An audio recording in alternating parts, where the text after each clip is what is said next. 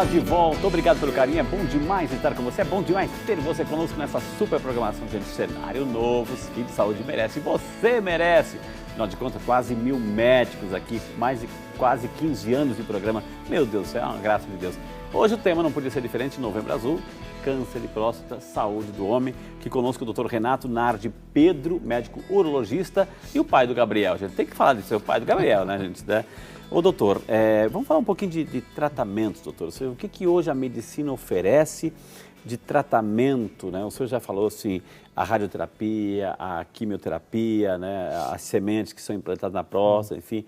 E uma pessoa que teve um câncer, doutor, assim, que tratou, que não precisa retirar, amanhã, que está livre, está feliz da vida, voltou à vida normal, amanhã depois pode voltar, doutor? Quais são os fatores que podem fazer aparecer, né? Perfeito. Então, o tratamento do câncer de próstata, voltamos a dizer, é individualizar. É óbvio que, como urologista, você fazer a cirurgia para retirar a próstata, é aquela cirurgia em que a próstata inteira é retirada e a uretra é ligada de novo na bexiga, uma cirurgia que hoje a gente já existe diferentes modalidades, diferentes formas de ser realizada, com grande impacto tecnológico, uso de robô, mas assim, a cirurgia de próstata não é, quando você retira o câncer, ele não acabou. Você tem que ter um segmento pós a retirada do câncer. Vamos fazer um segmento depois da cirurgia. Isso se faz no primeiro ano, a cada 3 meses com o exame de PSA. Não vamos ficar livre do PSA. O PSA vai ser um marcador da presença de tecido prostático ainda que pode estar relacionado com câncer. Então, assim, é para zerar o PSA depois que a gente opera a próstata. Depois que nós retiramos uma próstata doente, é para ficar zerado o PSA. Quando é que volta um câncer de próstata? Essa é a nossa preocupação. Um câncer volta quando ele tinha um volume muito grande na hora do diagnóstico. Então, aquele indivíduo que demorou para fazer o exame de prevenção, é aquele indivíduo que demorou para ir procurar... Olha o tabu, gente, olha o preconceito também associado aí. Ó. Então, o indivíduo que poderia ter feito o exame de próstata com 50 anos de idade, ter descoberto um probleminha completamente fácil de ser tratável naquele momento. Quando ele descobriu com 60, aquele volume, aquela massa de tumor do câncer pode ter encontrado uma via linfática, ido para um linfonodo, ele pode ter encontrado ali um vaso sanguíneo e disseminado uma célulazinha para um osso. Certo? Isso aí já é um processo metastático. Aí, é a metástase, exatamente. Quando deixa de ser, tem uma célula que vai num órgão distante e se desenvolve lá. Então isso é a metástase. Isso que realmente perde o controle da cura. Da mesma maneira, uma cirurgia de um tumor bem pequeno restrito à próstata tem um certo nível de complexidade, que não se compara para uma cirurgia de uma próstata com um grande volume de tumor. Entendi. Então, assim, numa cirurgia em que existe um grande volume de tumor, quando você vai fazer a ressecção bem cautelosa da próstata, dissecando, vendo o que é tecido, às vezes o olho não consegue discernir. Olha, aqui acaba tecido neoplásico, câncer, e aqui começa tecido sadio. E às vezes, pelo volume da doença, pode sobrar algumas células locais. Entendi. Por isso que o acompanhamento pós-operatório é imperativo, é obrigatório por 5 anos depois da cirurgia de próstata. Olha, e é muito importante, aqui está o nosso apelo, o nosso alerta, ou seja, o doutor falou assim, se tem histórico familiar, a partir dos quarta geração, uns 40 anos, se não tem 45, etc., começar a procurar o urologista, fazer os exames, todos os exames, para ver se está tudo bem, se a próstata está ok. Então, aquela questão, eu quero dizer para você que, de repente, tem os seus 50 anos, enfim, já está se preparando para ser avô, né? Se preparando para ser avô aí, de repente, já está esperando o seu netinho para pegar no colo, brincar no tapete das salas, rolar e deitar com ele, levar para passear, ensinar as experiências da vida de avô, enfim. Então, quero que você, hoje, eu quero pedir, por favor, para você se cuidar mais e melhor, fazer os exames, ir lá, vencer esses tabus, esse preconceito, é a tua saúde, é a tua saúde. Ah, porque os amigos, etc, vão fazer gozação, não importa, não importa, é a tua saúde que está em jogo. Na hora da doença, onde estarão os amigos? Pode estar do seu lado, se olhar, por que você, vão cobrar, por que você não foi, por que você não foi? Mas justamente por causa dessas gozações, enfim. Eu quero pedir para você, você que é adolescente, você que é jovem, você que é adolescente e jovem, pergunte para o teu pai que está aí agora, assistindo o programa. Pergunte, pai, o senhor já fez o exame? Pai, o senhor já fez o exame de toque? Como é que está o seu PSA, pai? Você já foi no neurologista? Já fez? Vai. Mãe, marca para o pai. O pai é teimoso, o pai não quer ir. Ah, não estou bem. Vai. Então você que é adolescente, você que é jovem, cobre isso do teu pai. Cobre isso do teu pai, porque é uma questão de saúde, não é, doutor? Perfeito. E o mais importante, mesmo se desconheço. Eu acho que na minha família, não sei se teve câncer de próstata ou não. Na dúvida, vai. Quando é que eu começo? Quando é que eu vou no urologista para fazer a prevenção do câncer de próstata? 50 anos é uma ótima idade. 50 anos não está tarde para começar. Agora, se você já sabe que teve caso de câncer de próstata na sua família, você vai ter que adiantar 5 anos a visita ao urologista, com 45 anos. Então, 45 anos para quem tem caso na família conhecido, 50 anos para começar a fazer prevenção para aqueles que desconhecem ou não têm caso. Mas a partir dos 50, anualmente, todos têm que fazer o exame de próstata. Doutor, aqui, ó. A Rita de Cássia Moreira está mandando um abraço, está parabenizando o programa, está assistindo, está demais o programa. Ela é aqui de São Paulo, capital. Obrigado, dona Rita. Deus abençoe. O meu pai e o meu sogro, né? Pai e sogro, né? Tiveram câncer de próstata. Gostaria de saber se o meu filho, que tem apenas 12 anos, precisa fazer o exame antes, por ter esses casos na família, né? Então, o filhinho tem 12 anos, mas o pai dela e o sogro dela, da Rita, né, tiveram câncer de próstata. E aí, essa criança está condenada, doutor? Veja, não está condenada. Excelente pergunta. É assim que a gente começa a entender quais são os grupos de risco.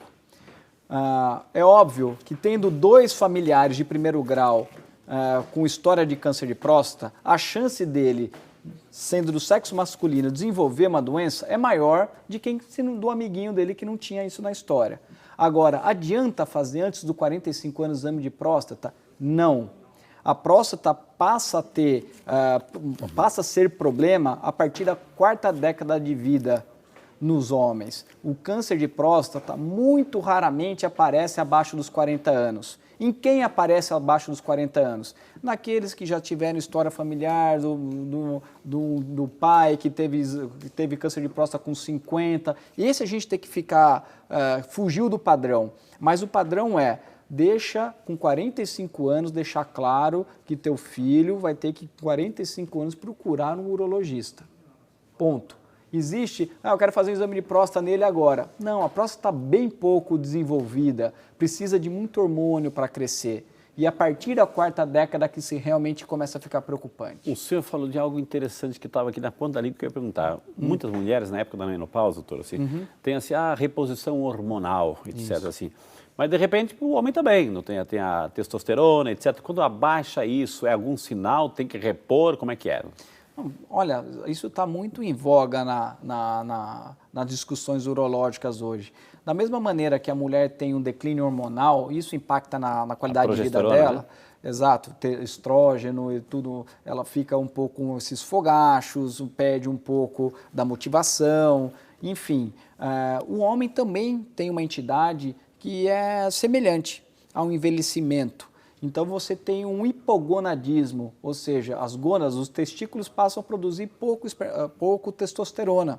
Então o homem passa a ter alterações de sono, perda de força muscular, fica esquecido, fica cansado, passa a ter pensamentos um pouco depressivos, perde massa óssea.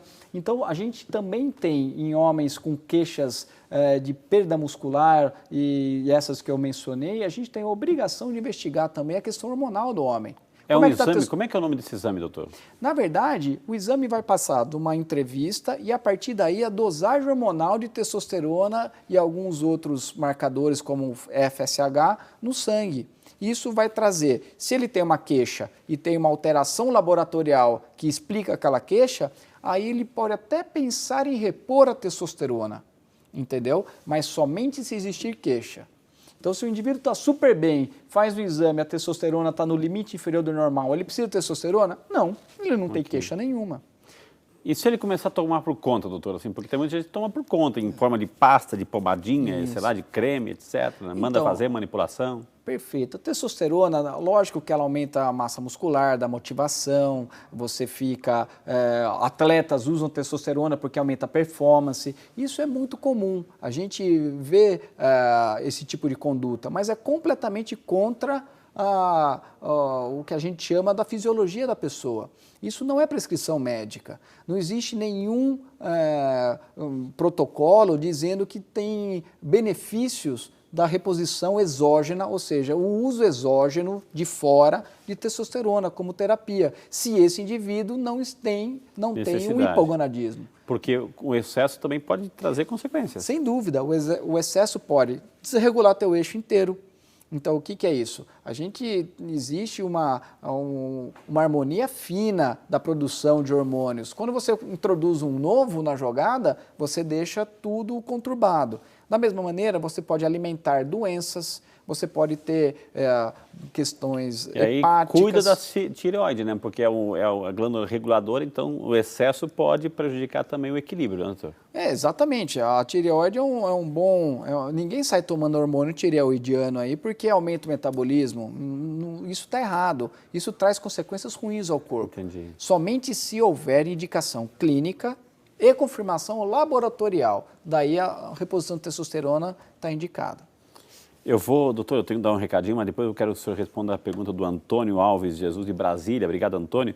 Ele fala que teve câncer de próstata, fez tratamento realizado com sucesso, esse PSA está normal, porém ele ficou impotente, né? Ele pergunta se é momentânea essa impotência, se é temporária. Então, mas antes disso, doutor, assim, a gente sabe que nós estamos chegando no reto final do ano, né? Está chegando a grande festa de Cristo Rei, que termina o ano litúrgico, né? E a gente está aí lançando para você também mais uma campanha, a campanha Cristo Rei.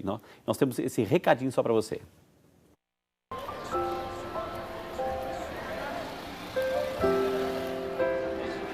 Quem é o rei da sua vida?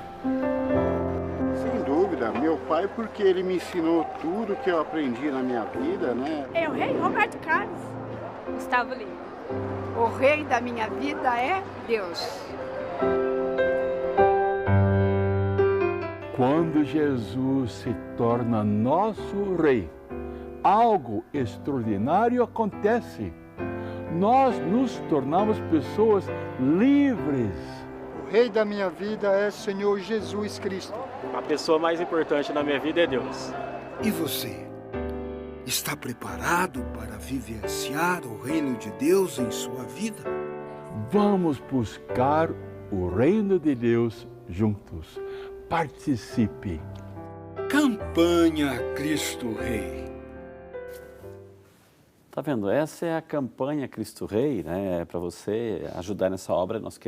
Estamos crescendo e queremos a sua ajuda, o seu esforço para dizer realmente que Cristo, ele é o Rei de nossa vida, amém? Nós vamos chamar um intervalo na sequência, vamos responder a pergunta aí do seu João Lopes, sobrinho, que perguntou para a gente aí sobre impotência. Aliás, é a pergunta do seu Antônio. Então, tudo isso e muito mais no próximo bloco aqui no Vídeo Saúde, que vai para o intervalo e temos assim um momento especial, um momento de oração com você e por você. Não sai daí, a gente volta, viu?